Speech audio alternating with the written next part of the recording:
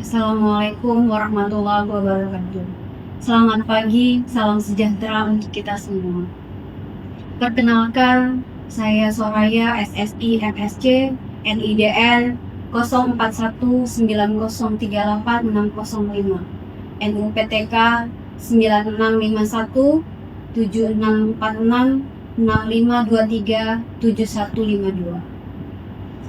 Saya adalah dosen di Prodi D4 Teknologi Laboratorium Medis TLM Politeknik Kesehatan Genesis Medicare. Pada kesempatan kali ini, saya akan menjelaskan tentang mata kuliah yang saya ampu, yaitu mata kuliah Helminthologi dengan bobot 2 SKS, 1 SKS teori, dan 1 SKS praktikum. Mata kuliah ini mempunyai capaian pembelajaran lulusan, yaitu yang pertama, menginternalisasi nilai, norma, dan etika akademik. Yang kedua, menunjukkan sikap bertanggung jawab atas pekerjaan di bidang keahliannya secara mandiri. Yang ketiga, mampu memecahkan masalah pekerjaan dengan sifat dalam konteks yang sesuai dengan bidang keahlian. Terapannya didasarkan pada pemikiran logis, inovatif, dan bertanggung jawab atas hasilnya secara mandiri. Keempat, melakukan survei, supervise, dan evaluasi terhadap penyelesaian pekerjaan yang ditugaskan kepada pekerja yang berada di bawah tanggung jawabnya. Kemudian mata kuliah Helminthologi ini memiliki CPMK atau capaian pembelajaran mata kuliah, yaitu yang pertama, mahasiswa mampu mengintegrasikan dan bertanggung jawab atas pekerjaan di bidang keahliannya secara mandiri dan sesuai etika profesi. Kemudian yang kedua, mahasiswa mampu mengutamakan keselamatan diri, pasien, dan lingkungan dengan menerapkan K3 dan pasien safety. Yang ketiga, mahasiswa mampu berempati, menghargai pasien, dan menjaga kerahasiaan hasil pengujian. Yang keempat, mahasiswa mampu menguasai dan menganalisa konsep teoritis tentang fisiologi dan patofisiologi, metode uji spesimen cairan tubuh dan jaringan, pengendalian mutu, kelayakan instrumen dan regensia, prosedur uji, teknik interpretasi, dan analisis hasil uji dengan menerapkan sistem informasi laboratorium untuk menghasilkan informasi diagnosis yang tepat berdasarkan standar. Kemudian untuk CPMK yang kelima, mahasiswa mampu menerapkan pemikiran logis, kritis, inovatif, bermutu, dan terukur dalam menganalisa dan melakukan sesuai standar, melakukan pekerjaan yang spesifik di bidang keahliannya, serta sesuai dengan standar kompetensi kerja di bidang yang bersangkutan. Kemudian CPMK yang keenam, mahasiswa mampu menunjukkan, menganalisa, dan melakukan sesuai standar kinerja mandiri, bermutu, dan terukur. Selanjutnya, CPMK yang ketujuh, mahasiswa mampu menganalisa dan melakukan sesuai standar dalam merencanakan, memproses, mengkaji, dan menilai spesimen biologis dari pasien, yaitu tahap pra-analitik sesuai standar operasional prosedur.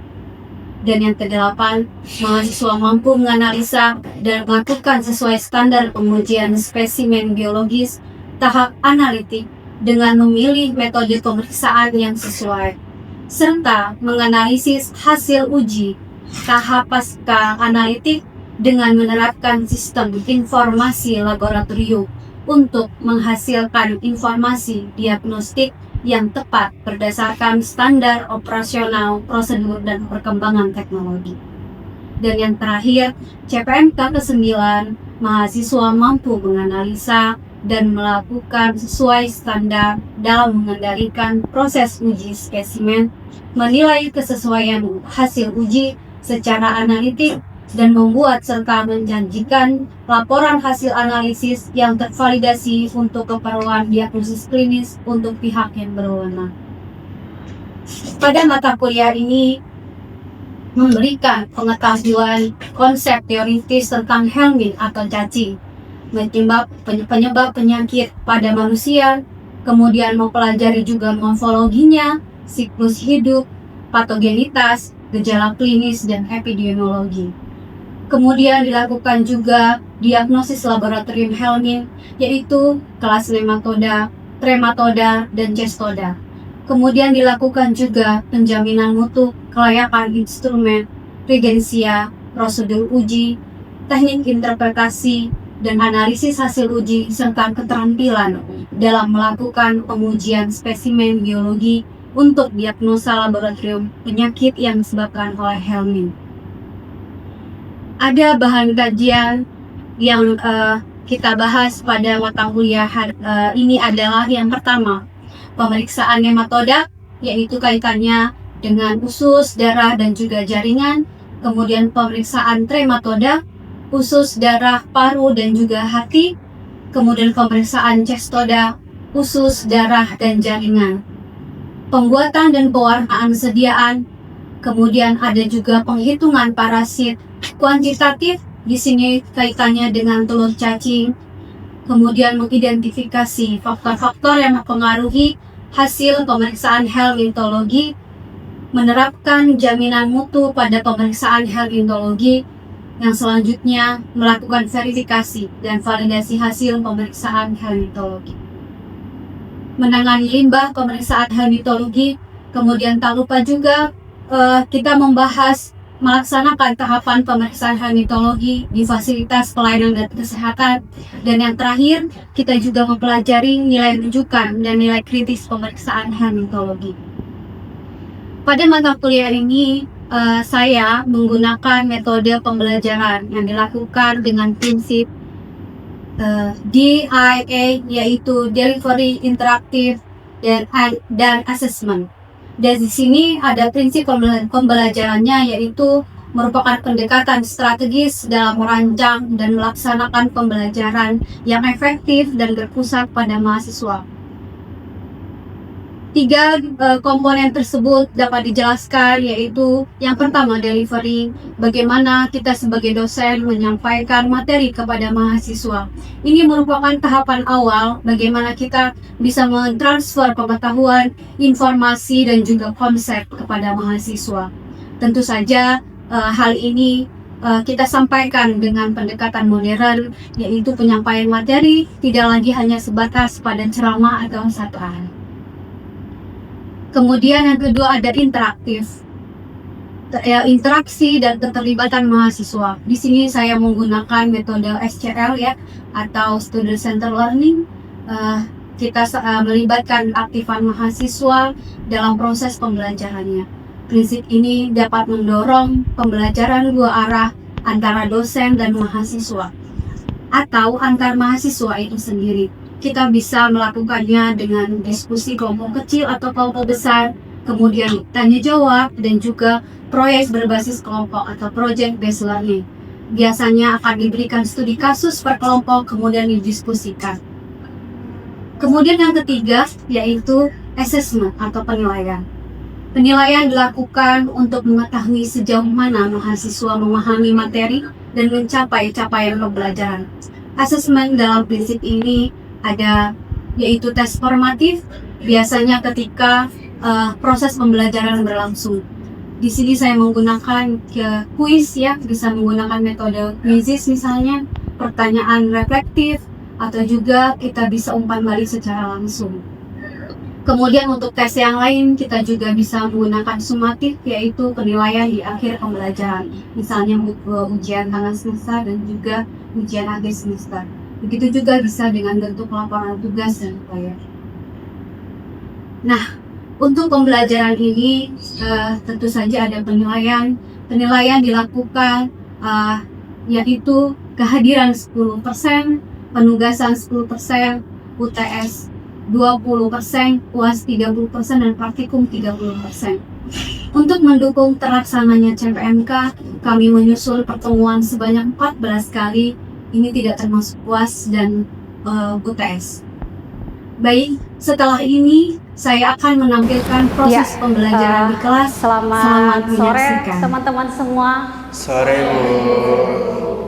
Assalamualaikum warahmatullahi wabarakatuh. Waalaikumsalam warahmatullahi wabarakatuh. Alhamdulillahirrabbilalamin ya. Kita ketemu lagi pada pertemuan yang kedua pada sore hari ini. Teman-teman, kita sebelum kuliah, saya mau memanggil dulu nama-nama teman-teman. Nanti silahkan angkat tangan bagi yang hadir. Ya, saya panggil ya. Nanti silahkan mengangkat tangan. Miftah. Oke.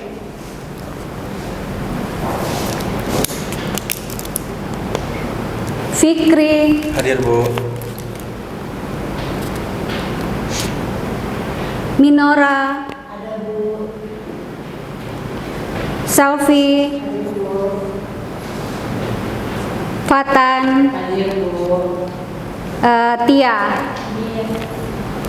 Oke, teman-teman semua, sebelum kita ke mata kuliah pada perkuliahan pada sore hari ini, saya mau sekilas nih tentang perkuliahan kita di pekan yang lalu. Pekan lalu kita membahas tentang pengantar parasitologi. Oke, dari teman-teman semua, siapa yang masih ingat tentang parasitologi? Ya, Fikri, silahkan. Jadi parasit itu adalah ilmu yang mempelajari tentang jasad hidup untuk sementara atau menetap pada jasad hidup. Maksudnya itu untuk mengambil makanan dari sebagian atau seluruh dari jasad hidup. Seperti itu Bu yang saya tahu. Ya, betul sekali Fikri. Terima kasih atas jawabannya. Baik, kita lanjutkan untuk reminder satu lagi nih. Parasitologi ada tiga pokok pembahasan ya. Yang pertama apa? Protozoa. Kemudian helmintologi. Arthropoda, betul ya. Jadi masih ingat. Baik, kita lanjutkan ya untuk pembahasan pada hari ini, yaitu tentang morfologi Ascaris lumbricoides. Jadi Ascaris lumbricoides merupakan salah satu contoh cacing usus ya. Seperti ini gambarnya.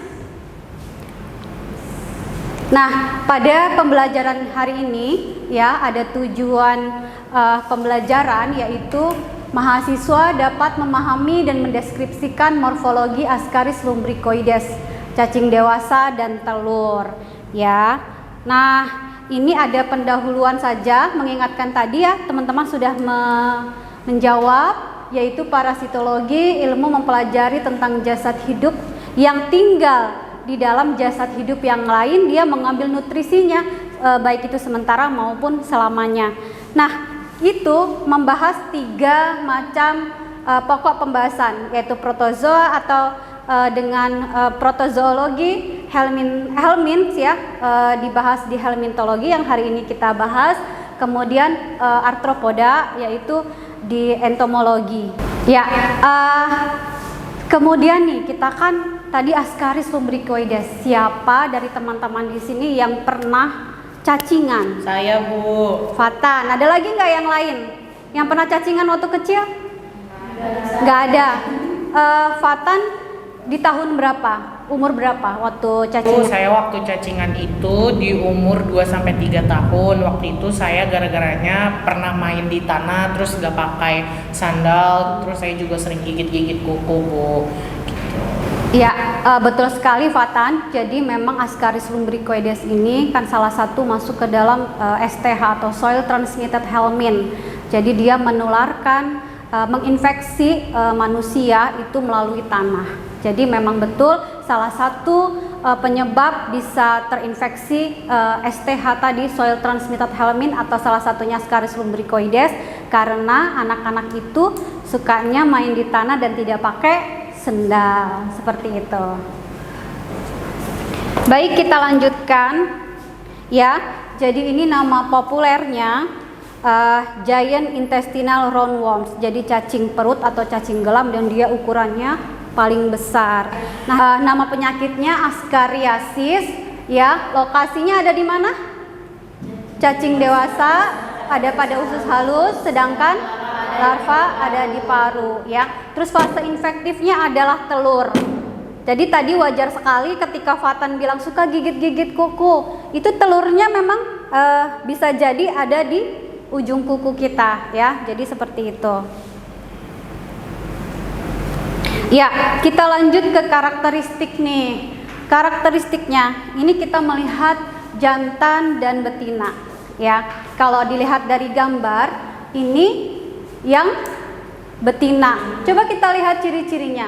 Jadi paling mudah di yang betina ya, dia bentuknya seperti apa? Stretch, dia agak lurus, terus di ujungnya tidak ada lengkungan-lengkungan atau tidak ada spikula. Seperti itu, ini ya, spikulanya absen, papilanya juga absen, berarti dia tidak ada. Kita lanjut untuk melihat yang jantan. Tuh, ternyata yang jantan dia ada ya seperti lengkungan ya, seperti itu nih.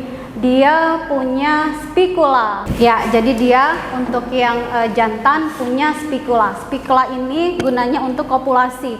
Jadi ketika ada proses perkawinan, jadi yang jantan ini akan mengaitkan ya, gunanya spikula seperti itu.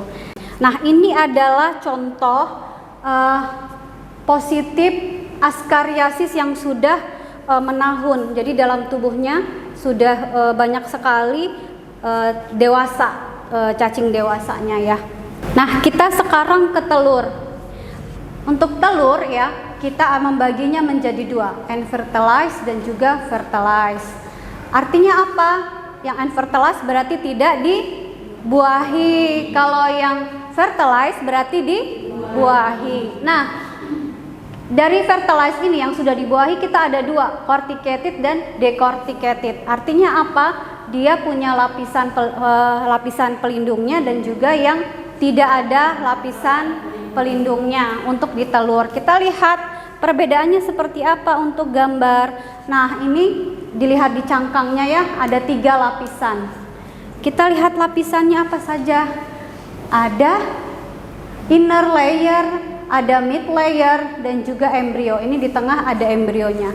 Kemudian ini ada ruang kosong. Ini tadi yang corticated ya. Ada 3 lapisan. Baik, kemudian ini yang decorticated, jadi tidak punya 3 lapisan pelindung untuk telur. Ya, ini adalah gambar yang unfertilized atau tidak dibuahi. Baik, selanjutnya ini adalah gambaran jadi anak kecil yang dia positif ya, terlihat seperti itu, banyak sekali cacing dewasanya terus ya.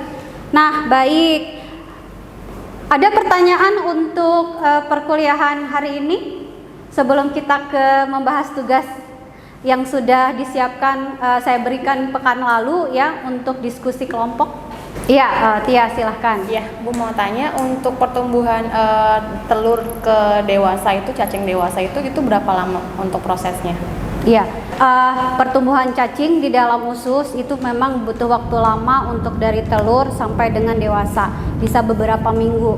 Tapi memang nanti tergantung dari jumlah telur yang masuk sampai nanti akan menentukan tingkat keparahan. Seperti itu. Nanti makin banyak jumlah cacing dewasa yang ada di usus ya, itu akan menimbulkan gejala klinis yang semakin besar dan semakin parah.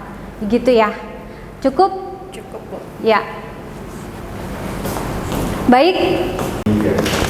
Ya, teman-teman semua masih ingat pekan lalu ada tugas dari saya untuk diskusi kelompok? Iya, betul. Waktu itu sudah kita bagi ya per kelompok, kemudian sudah saya berikan jurnal untuk per kelompok supaya untuk didiskusikan. Diskusikan rencana tindak lanjut dari rencana penelitian kalau melihat dari jurnal tersebut ya. Baik, mungkin masing-masing kelompok nanti silahkan bergabung di kelompoknya. Sini kelompok 1, kelompok 2, kelompok 3 bergabung, kemudian nanti bisa ketua kelompoknya untuk menyampaikan resume hasil diskusinya ya. Silahkan. Ya, di sini kelompok 1, di sini kelompok 2, dan di sini kelompok 3.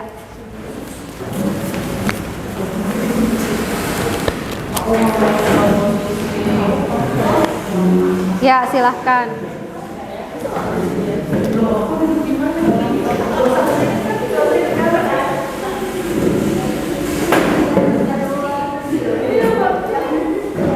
Ya, Fatan di sini boleh, silahkan.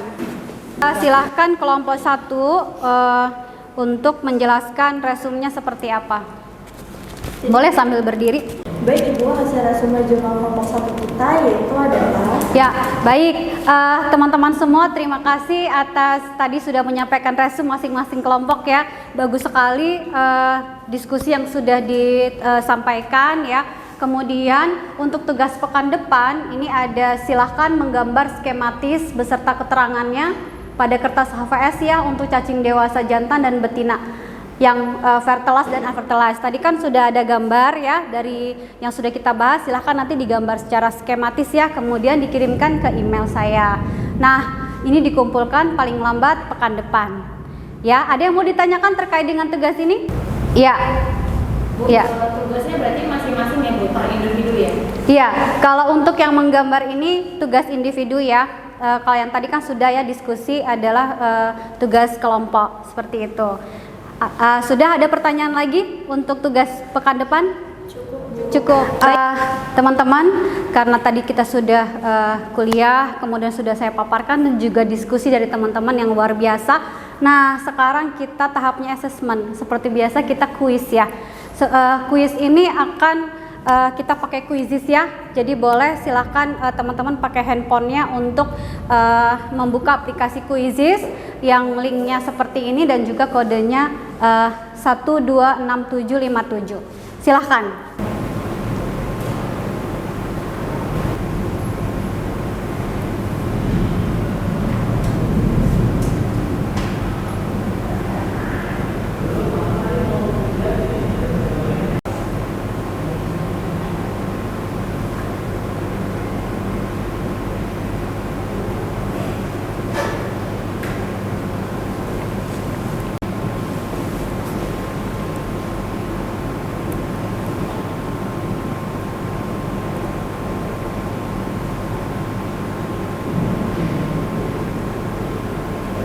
Ya, selamat ya. Tadi nilai tertinggi dari Quizizz kita adalah Fatan. Tepuk tangan.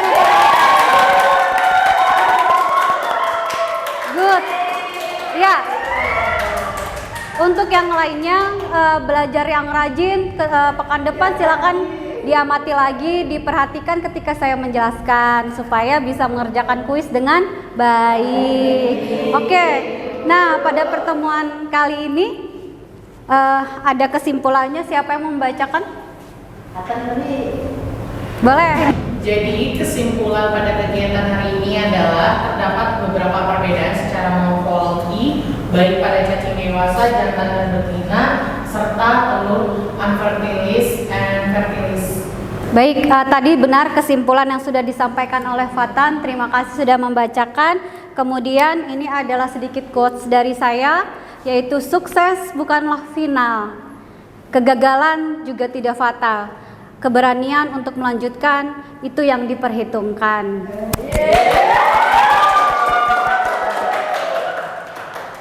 Baik, ini referensi yang saya gunakan, nanti slide-nya juga akan saya berikan kepada teman-teman semua.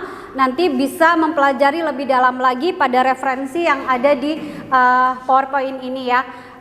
Itu kurang lebih dari saya, mohon maaf dan terima kasih pada kehadiran teman-teman semua pada perkuliahan kita sore hari ini. Assalamualaikum warahmatullahi wabarakatuh.